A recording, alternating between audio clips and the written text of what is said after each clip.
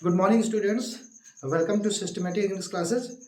आज हम सीखने जा रहे हैं बोर्ड एक्सरसाइज 2020 पैसिव वॉइस। जी हाँ बच्चों, आज का जो हमारा विषय है वो पैसिव वॉइस है और ये बोर्ड की 2020 की एक्सरसाइज है जिसको आज हम सीखने का प्रयास करेंगे। तो स्टार्ट करते हैं। पहला सेंटेंस हमारा है, सबसे पहले क्या करेंगे, जब भी हम बोर्ड में बैठे होंगे और पेपर दे रहे होंगे तो सबसे पहले ध्यान से जो भी हमारे क्वेश्चंस हैं उनको हम रीड करेंगे, पढ़ेंगे। पहला सेंटेंस हमारा है, he has answered all the questions. Read करने के बाद हमें चूंकि पैसिव वॉइस बनाना है तो आप सभी को हमने पहले से बता के रखा है कि पैसिव वॉइस बनाने के लिए सबसे पहले हमें किसकी आवश्यकता होती है? ऑब्जेक्ट की। हाँ जी हाँ बच्चों, ऑब्जेक्ट की होती है। तो उससे पहले हम ये देख लें कि इस सेंटेंस में कौन सा टेंस यूज हुआ है और उसी के अकॉर्डिंग हम पैसिव वॉइस बनाएंगे। देखिए बच्चों, यहाँ पर लिखा है हैज। आपको पता है हैज और हैव जिस सेंटेंस में आए और उसके आगे वर्ब का थर्ड फॉर्म भी दिया यहाँ पर। तो हैज हैव और उसके आगे अगर वर्ब का थर्ड फॉर्म है तो उस टेंस का नाम होता है प्रेजेंट परफेक्ट टेंस। और एक्टिव वॉइस का सेंटेंस ये हमारा है और हमें चाहिए ऑब्जेक्ट, और ऑब्जेक्ट कहाँ होता है? वर्ब के आगे। तो ही सब्जेक्ट है, हैज हमारा हेल्पिंग वर्ब हो गया, ये वर्ब का थर्ड फॉर्म हो गया, और वर्ब के आगे ऑल द क्वेश्चंस। देखो ये एक फ्रेज है, ऑल द क्वेश्चंस यानी सभी प्रश्न। तो यही हमारा क्या है? ऑब्जेक्ट है। ऑल द क्वेश्चंस जो है ये हमारा ऑब्जेक्ट है। चूंकि हम पैसिव वॉइस बनाने जा रहे हैं तो हमें ऑब्जेक्ट चाहिए, तो सबसे पहले हम ऑब्जेक्ट लिखेंगे ALL all the questions, QUESTION all the questions. अब यहाँ पर देखेंगे हमारा जो नया सब्जेक्ट बना है पैसिव वॉइस में, तो ये सिंगुलर है या प्लूरल है? तो देखो ऑल द क्वेश्चंस, यहाँ पर सभी प्रश्न, मतलब हमारा जो सब्जेक्ट नया बना है। एक्टिव वॉइस का जो ऑब्जेक्ट था उसको हमने पैसिव वॉइस में सब्जेक्ट बना दिया, और सब्जेक्ट जो हमारा है वो प्लूरल है, इसलिए हम पैसिव वॉइस बनाने के लिए क्या करेंगे? हैव लगा देंगे। प्रेजेंट परफेक्ट टेंस में हमें पैसिव बनानी है ना, तो ऑल द क्वेश्चंस हैव, और पैसिव वॉइस में क्या बढ़ेगा? बीन बढ़ जाएगा, हैव बीन।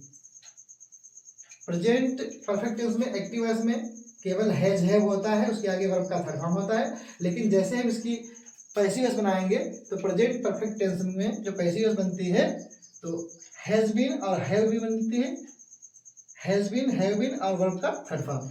तो पैसिव वॉइस में वर्ब का तो थर्ड फॉर्म लगता ही लगता है। All the questions have been, उसके बाद में वर्ब का थर्ड फॉर्म आंसर्ड, आंसर्ड, और जो सब्जेक्ट हमारा था इसको हम बाई से जोड़ देंगे। बाई, ही का क्या हो जाएगा? हिम हो जाएगा, हिम। अब देखेंगे इसकी हिंदी। ही हैज आंसर्ड, उसने उत्तर दिए हैं ऑल द क्वेश्चन, सभी प्रश्नों के, उसने सभी प्रश्नों के उत्तर दिए हैं। यहाँ ऐसे भी बोल सकते हैं वह सभी प्रश्नों के उत्तर दे चुका है। All the questions have been answered by him, सभी प्रश्नों के उत्तर उसके द्वारा दिए जा चुके हैं। अगला सेंटेंस हमारा है, डॉक्टर रंजना टीचस अस साइंस। तो देखेंगे इसमें टेंस कौन सा है। तो जब भी आपसे कोई पूछे कि सेंटेंस में टेंस कौन सा है तो हमें टेंस नहीं गिनने हैं, 12 टेंस नहीं गिनने हैं। टेंस बराबर हमने आपको बता के रखा वर्ब होता है, वर्ब को चेक करेंगे। तो डॉक्टर रंजना ये हमारा नाम है, और टीच यहाँ पर देखेंगे ये वर्ब का फर्स्ट फॉर्म है, और कैसा है? सिंगुलर फॉर्म है, क्योंकि वर्ब की फर्स्ट फॉर्म में यस या यस अगर आप लगा देंगे तो वो सिंगुलर फॉर्म हो जाती है, और उसके आगे कोई भी हेल्पिंग वर्ब इसमें है नहीं। इसका मतलब सिर्फ वर्ब का फर्स्ट फॉर्म है, और हमने आपको बताया कि जहाँ पर वर्ब का फर्स्ट फॉर्म होता है वहाँ पर प्रेजेंट इंडेफिनिट टेंस होता है। अब इसको हम प्रेजेंट इंडेफिनिट टेंस के अकॉर्डिंग पैसिव बनाएंगे।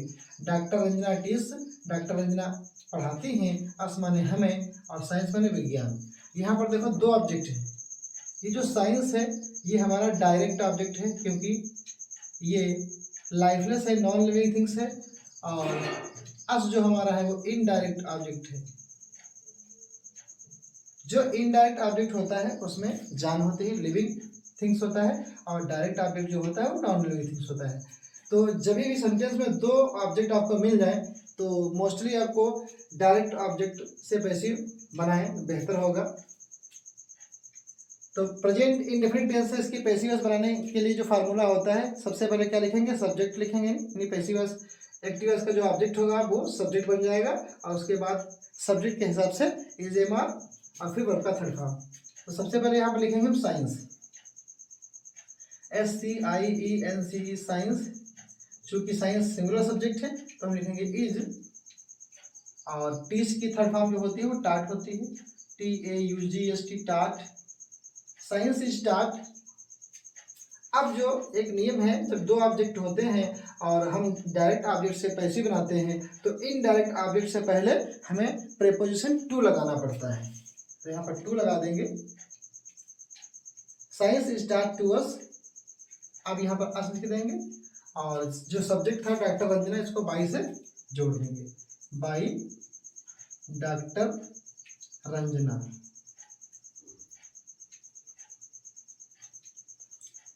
एक बार और चेक कर लेंगे, doctor Ranjana teach us science, doctor Ranjana हमें विज्ञान पढ़ाती हैं, साइंस इज टाट टू अस, साइंस हमें पढ़ाई जाती है बाय डॉक्टर रंजना, यानी साइंस विज्ञान हमें डॉक्टर रंजना के द्वारा पढ़ाई जाती है। अगला सेंटेंस है do this work at once. तो देखो ये क्या है, वर्ब का फर्स्ट फॉर्म है। जब कोई सेंटेंस वर्ब की फर्स्ट फॉर्म से शुरू हो जाए, यानी वर्ब से शुरू हो जाए, तो हम ऐसे सेंटेंस का जो प्रकार होता है क्या होता है, इम्पेरेटिव सेंटेंस। ये हमारा इम्पेरेटिव सेंटेंस है, डू दिस वर्क, यह काम करो, एट वंस तुरंत, यह काम तुरंत करो। तो ये वर्ब है, और हमारा जो ऑब्जेक्ट है दिस वर्क, ये हमारा ऑब्जेक्ट है, और एट वंस जो हमारा रेस्ट पार्ट है, इसको हम फ्रेज भी बोल सकते हैं। तो पैसिव वॉइस बनाने के लिए हम क्या करेंगे, सबसे पहले ऑब्जेक्ट लिखेंगे, लेकिन ये इम्पेरेटिव सेंटेंस है, इसको सबसे पहले क्या करेंगे, लेट से ऐड करेंगे, लेट, उसके बाद में ऑब्जेक्ट लिखेंगे this work, let this work, और फिर बी बढ़ा देंगे बी, और डू का थर्ड फॉर्म क्या होता है, डन, और जो बचा हमारा रेस्ट पार्ट एट वंस, उसको ऐसे लिख देंगे एट वंस। अगर इसको बाई से जोड़ना चाहो तो आप बाई यू ऐड कर सकते हो, और अगर नहीं जोड़ना चाहते हो तब भी आपका सेंटेंस सही माना जाएगा, इसलिए हमने इसको ब्रैकेट में कर दिया। आप यहाँ तक भी लिख सकते हो, अगर यहाँ तक ना लिखो, बाई यू से जोड़ो तो ये फुल स्टॉप, ये ब्रैकेट, ये हट जाएंगे, और यहाँ पर फुल स्टॉप लगा रहेगा। फिर से चेक करें, do this work at once, यह काम तुरंत करो, इम्पेरेटिव सेंटेंस है। तो इम्पेरेटिव सेंटेंस का जो पैसिव बनता है हमें आपको पहले बता चुके हैं। सबसे पहले लेट लगाएंगे, लेट लिखेंगे, फिर ऑब्जेक्ट लिखेंगे, फिर बी लिखेंगे, फिर वर्ब का थर्ड फॉर्म, और फिर जो आपका रेस्ट पार्ट हो।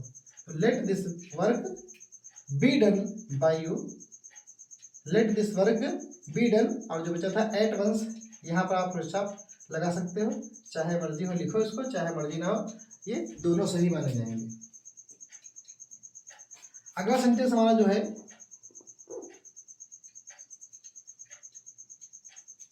He posted a letter. अब देखो, ही पोस्टेड अ लेटर, ये जो पोस्टेड है ये वर्ब का सेकंड फॉर्म है, तो इसमें पास्ट इंडेफिनिट टेंस है, और कोई हेल्पिंग वर्ब नहीं है, सिर्फ वर्ब का सेकंड फॉर्म है। तो जहां पर वर्ब का सेकंड फॉर्म होता है वहां पर पास्ट इंडेफिनिट टेंस होता है। अब हम इसको पास्ट इंडेफिनिट टेंस के हिसाब से पैसे बनाएंगे। तो पैसे में क्या होगा, सबसे पहले हम जो एक्टिव वॉइस का सब्जेक्ट होगा वो ऑब्जेक्ट के रूप में ऑब्जेक्ट बन जाएगा, इसको हम जो ऑब्जेक्ट है इसको सब्जेक्ट बनाएंगे। तो ही पोस्टेड आ लेटर, तो ये हमारा इसमें देखो ऑब्जेक्ट है, तो सबसे पहले लिखेंगे आ लेटर, आ लेटर। अब एक ही पत्र हमारा है तो हम पास्ट इंडेफिनिट टेंस के हिसाब से पैसिव वॉइस की सहायक क्रिया वाज लगाएंगे।